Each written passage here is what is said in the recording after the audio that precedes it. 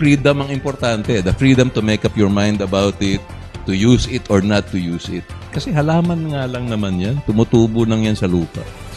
Ang paglilegalize ng cannabis ay pag-credit sa batas na pinapatupad sa mahabang panahon. Pag tinago mo kasi, nagkakaroon ng mystery, nagkakaroon ng interest. Ang mga bata, naturally curious ang bata. Yun. So, Tapos kung patayin mo naman ang natural curiosity, pinapatay mo rin ang genius. So, I think one of the worst damages na ginawa ng anti-marijuana law is it helped to discredit the law. Because if a kid, matikman niya yan, tapos hindi naman pala ito delikado, wala na siyang respeto sa batas.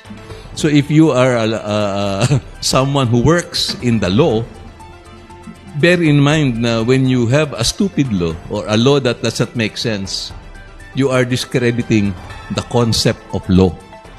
Padami na ng padami ang mga nagsusulong para malegalize na ang cannabis. Madami-dami na din ang nagpapatunay kung gaano ito kagaling sa kanilang mga karamdaman.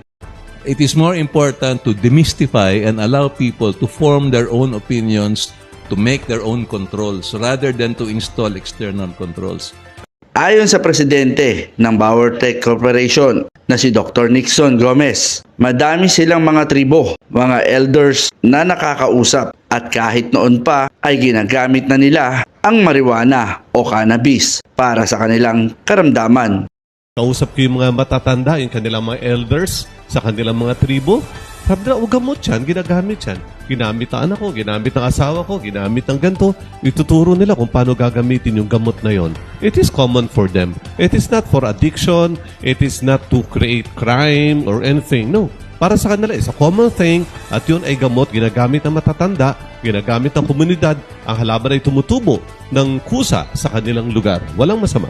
Ayon kay Dr. Mutia, sabi pa ni Dr. Jose Rizal na noong 1879 ay available ng cannabis.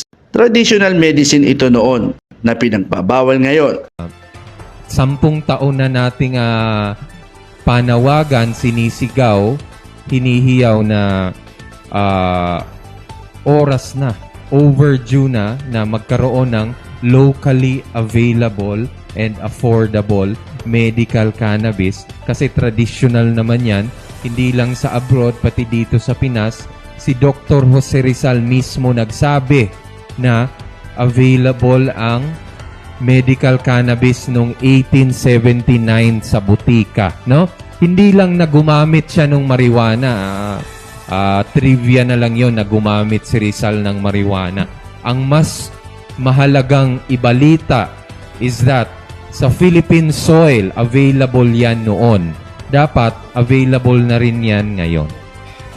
So, dun sa tanong ni Sir Ed, meron pong mga nagtatanong kung paano makaka-avail ng marijuana. Unfortunately, yung batas natin, ang inaalaw lang yung importation. Importation ng purified cannabidiol, CBD, para sa mga may intractable epilepsy. So, maski sinabi na ng United Nations at WHO na may sapat na ebidensya para sa yung mga iba pang sakit na binanggit, chronic pain, nausea, vomiting, multiple sclerosis, maski AIDS, wasting syndrome, no? Unfortunately, yung batas natin napakahigpit. Isang klase lang ng sakit yung pinapayagan, yung intractable epilepsy, at importation lang nung gawa sa Britanya na marijuana oil. Yun lang yung pwedeng i-import. Usually, nagiging gamot yung isang chemical pagkatapos sumailalim sa clinical trials, no? Phase 3 clinical trials.